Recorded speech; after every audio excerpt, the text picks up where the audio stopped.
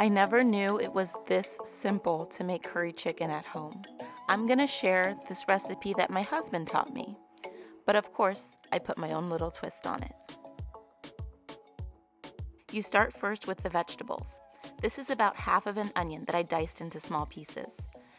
Next, I take 4 scallions. These ones are fairly large. I go ahead and cut them up into small pieces as well. I'm just preparing the vegetables for now, so I'm gonna go ahead and cover them and then set them aside for later. I found that when I really just set everything up, it makes everything move much faster. So then I take one russet potato, cut it into fairly large pieces, and set it in some water so it doesn't turn brown. So for the seasonings, I take 3 Maggi cubes, and then I'm gonna go ahead and put them into a bowl. My husband's recipe doesn't actually call for Maggi, but I mean, I'm Nigerian, so obviously I'm going to use Maggi. I go ahead and put it into a bowl, and you see there's some chunks there. So I actually go ahead and use a spoon and just kind of break it apart just to make it a little smoother. The description box below will have a link for the full recipe details. So once it's nice and smooth, I go ahead and add some salt. And next I put chicken Knorr, followed by some ground cumin, and then black pepper, followed by ground ginger. And then I add some whole allspice. Some people call it pimento berries. So this is how the seasonings look. Basically, I go ahead and mix everything together just to make it easy to put on top of the chicken. Then I'm going to be adding 3 sprigs of fresh thyme. In this case, it's definitely better for the flavor to use fresh thyme. Then I'm going to go ahead and add some curry powder, just 2 tablespoons for now. So once again, I take a small spoon and go ahead and just mix everything all together. This will make it very easy to season the chicken later. So now this is chicken that I had already prepared by washing and patting dry with a paper towel. I go ahead and add some Caribbean green seasoning. And remember, this is very commonly used to season meat. It really adds lots of flavor and has herbs and spices, and you can find it in a bottle.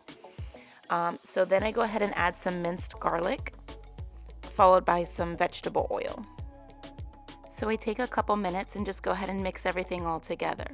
I don't show it on camera, but you should do this. So next I go ahead and prepare to add the seasoning. Like I said before, mixing it all together like this really makes it easy. I kind of do it in batches so that I can kind of mix it in well and then spread it in some more.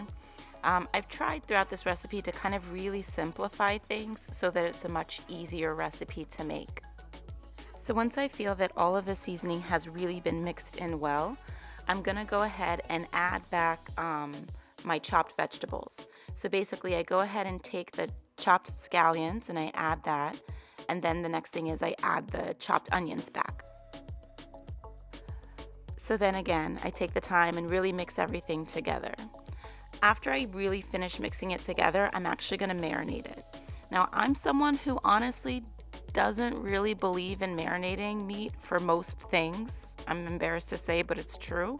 However, with this, it is important, and I do notice a difference if I don't take the time to let it marinate.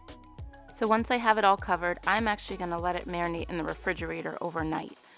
If you had to do it quickly, then just at least let it marinate for an hour.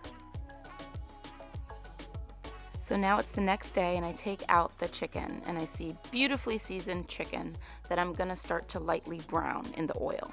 So first thing is I'm gonna kind of try and scrape off some of the scallions and onions.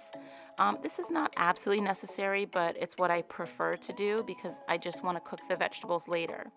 I go ahead and add some vegetable oil to a fairly large pot. I'm gonna allow this to heat just briefly on medium heat. And I'm gonna go ahead and add the curry powder to basically burn the curry powder, or basically, as my husband explained it to me, to lightly toast it.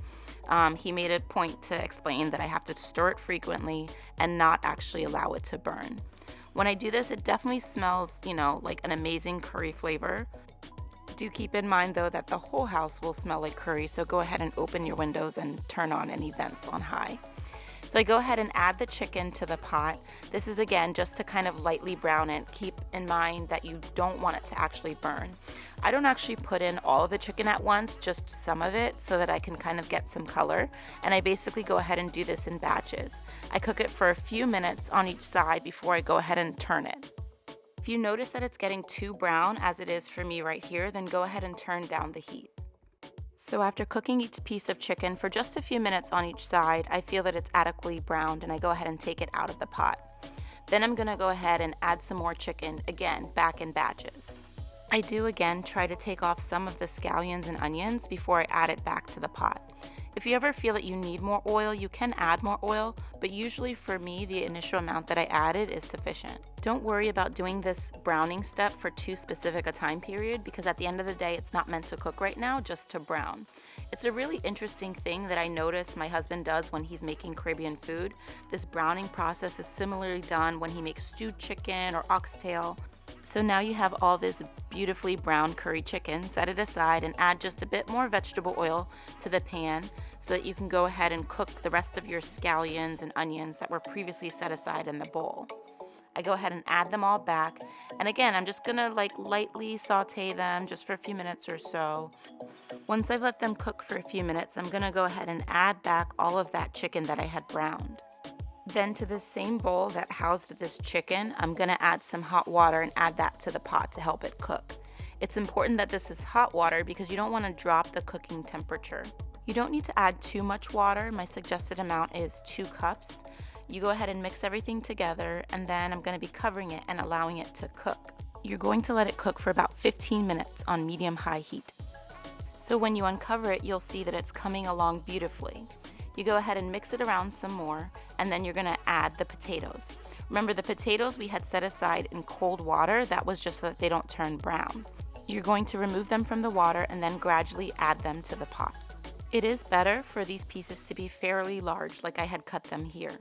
Next, you have some sliced carrots that you're gonna go ahead and add to the pot as well. Go ahead and mix everything together. These chicken thighs really are great because they really do soak in all the flavor and they stay moist and tender throughout the whole process.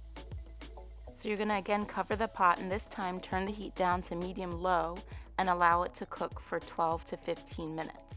You want the potatoes to be nice and fork tender.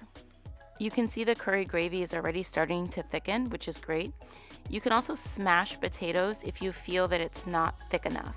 The starch that's released from the potatoes serves as a natural thickener. And that quickly, you have delicious curry chicken. We serve it over white rice. I hope you love this recipe. Try to make it as simple and clear as possible. Thanks for watching.